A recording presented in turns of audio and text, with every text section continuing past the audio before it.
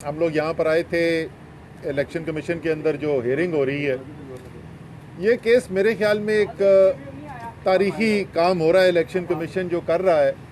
और अगर इसको एक शफाफ तरीके से, गैर जानिबदार तरीके से ये काम किया जाए तो पाकिस्तान की सियासत के ऊपर इसके बड़े मुस्बत असरात भी हो सकते हैं।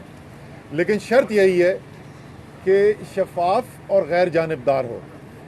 तो हमने कल एक एप्लीकेशन भी फाइल की थी और उसमें यही कहा गया था कि जो दो और बड़ी पार्टीज़ हैं जिसके पिटिशनर आप हो या फ़ारूक है? हाँ, आमिर कियानी, फ़ारूक हबीब जो हैं जी हमारे, ये पिटिशन पीटीआई के बिहाफ पे फाइल कर चुके हैं।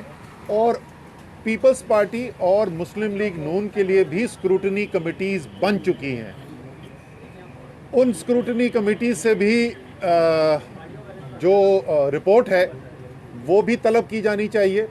और जिस तरीके से कल फ़ारूक ने अपनी मीडिया टॉक के अंदर भी बताया था, जो इनके पास इंफॉर्मेशन अभी तक आ रही है तो वो काफ़ी खुफिया अकाउंट्स नज़र आ रहे हैं।